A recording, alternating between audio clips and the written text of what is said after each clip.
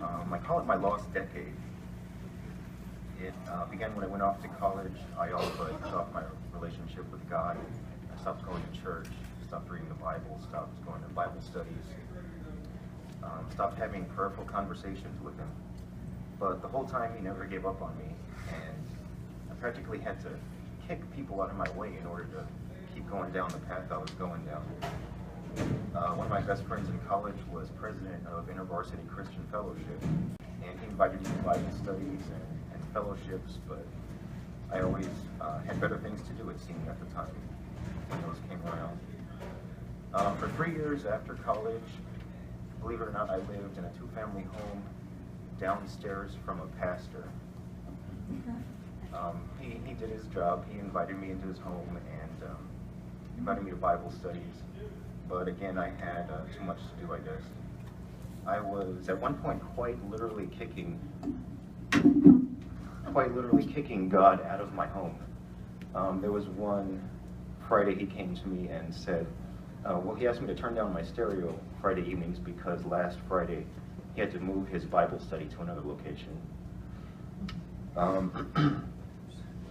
I moved back to Texas, and for the next 3 years I worked in Houston, and my boss used to call me the homeless guy. He was referring to the fact that I didn't have a church home, and I kind of resented him for it at the time, but it's funny now. One day I came into work and there was a care package on my desk, and I immediately recognized it as one of the care packages he would give out to the homeless people on the corner. And I ate the peanut butter and jelly sandwich and drank the bottle of water, but I threw the Bible away.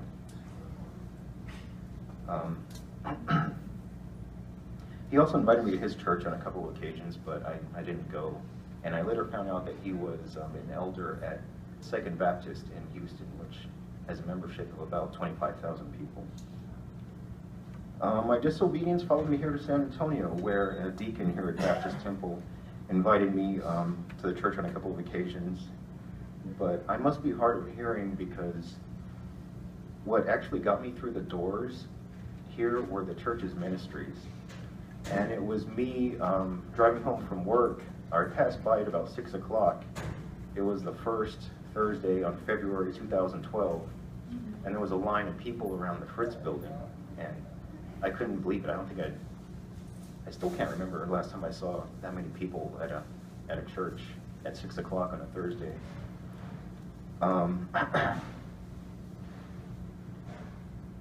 I drove around the block and I saw the signs for the daycare and the charter school.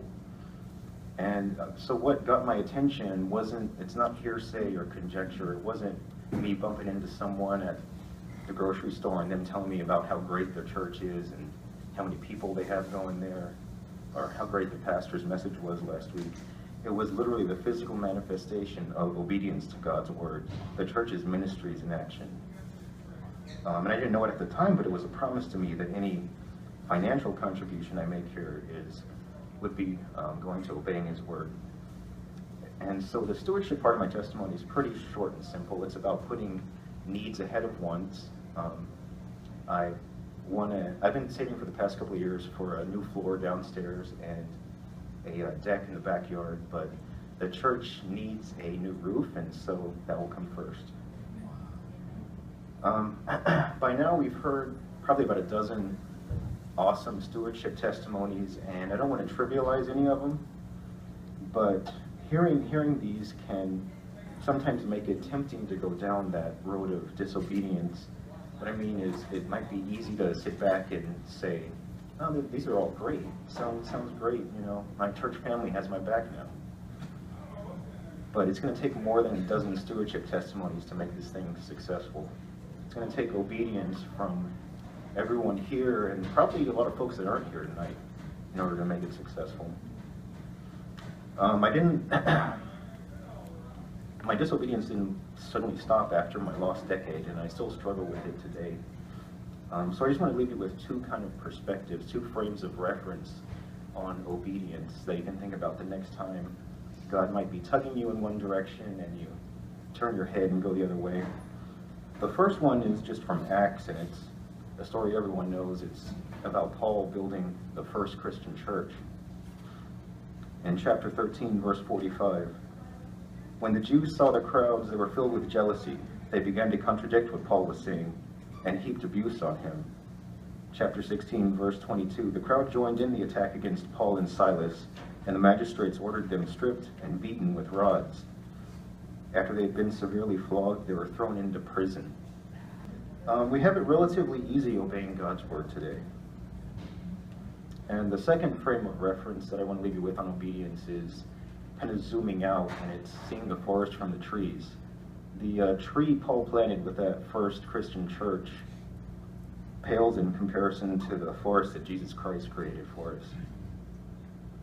And I can't really begin to understand the weight of the sins of mankind on one man's back being paid for out of obedience to his dad. Just think about those two frames of reference the next time you're called to obey.